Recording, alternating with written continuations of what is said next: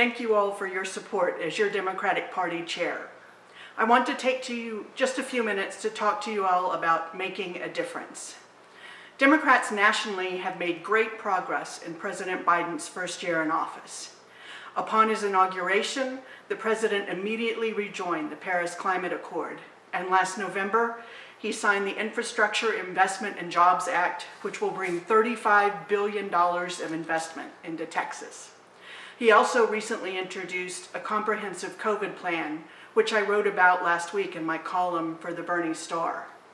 We need to do absolutely everything we can to elect more Democrats so we can see the same kind of benefits here in our state and stop the culture war and dog whistle attacks. Democrats will not get elected to statewide offices without the votes in red counties like ours. Kendall and other rural counties are crucial to turning Texas blue. We must convince our neighbors that votes for Democrats do make a difference. We've come a long way since Kevin took over the party leadership in 2018. Democrats have a much higher profile here in Kendall County than ever before. We're not hiding under rocks anymore. From our permanent office to our participation in local parades and market days to our Adopt a Highway segment along FM 3351, people can't say any longer that Kendall County doesn't have any Democrats. Many of us, while in our Democratic shirts or displaying our Democratic bumper stickers, have been gratefully approached by others, relieved to find like minds here in the area. When I moved here 5 years ago, the Bernie area Democrats had 40 members. Today, the club has 200 members. We're here, we're louder, and we're growing. Over the next few months, we need to really push our crossover issues. The issues where we have some potential to draw disaffected Republicans over to our side. I want to focus on three main ones. First is public education.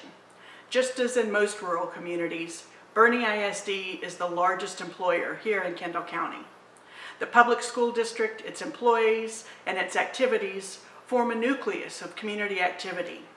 As a result, most rural residents are strongly against any kind of form of vouchers, which siphon off funds from public schools. We must work hard to educate voters that only Democratic candidates are committed to fully funding public education and paying teachers what they deserve. In January, our governor doubled down on his commitment to get vouchers passed next year, and we need to do everything in our power to get more Democrats elected to forestall this disaster to public school funding. You heard Beto's passionate support of public education. We need to amplify this message to other voters. Next is infrastructure. Everyone wants better roads and a reliable electrical grid, and Democratic candidates are committed to providing them. Our Democratic candidate for Railroad Commission, which regulates the oil and gas industry, not railroads, is a sharp young man named Luke Warford. He has made it his mission to expose graft at the Railroad Commission, currently 100% controlled by Republicans. Last December, the current incumbent commissioner approved a dump for drilling waste in West Texas, despite commission staff recommendation against it. 3 days later, that incumbent received a $100,000 campaign donation from the owner of the dump. After the last legislative session, where nothing substantial was done to fix our failed electrical grid, the governor and lieutenant governor raked in almost $6 million in campaign donations in just 2 weeks from the oil and gas industry. Texans deserve better than this crass pay-to-play system. Finally, we need to educate voters about the importance of local control. Democratic candidates will work hard to make sure local officials have the tools they need to manage development in their cities and counties from here, not from Austin. During the last legislative session, the Kendall County Democratic Party worked closely with County Commissioner Richard Elkins on a bipartisan effort to pass a bill that would give Kendall County more control to ensure responsible development in our rapidly growing area.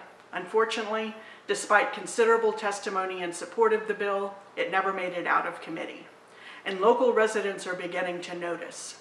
Earlier this week on Nextdoor, a woman named Lisa B. lamented the loss of quality of life here due to irresponsible development, especially concrete batching plants.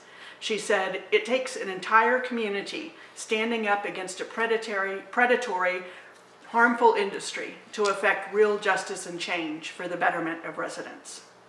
Lisa B. and voters like her are the ones we need to find, to reach, and to talk to. And we need your help to do it.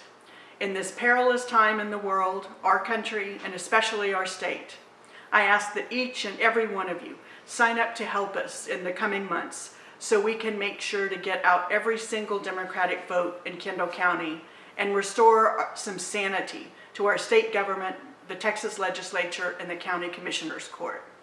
We'll need volunteers to make phone calls, knock doors, send messages, and write letters to the editor. We have many different volunteer jobs available. Just check our website. Working together, we can make a difference. Thanks for everything you do and for your support. I couldn't do this job without you. Thank you.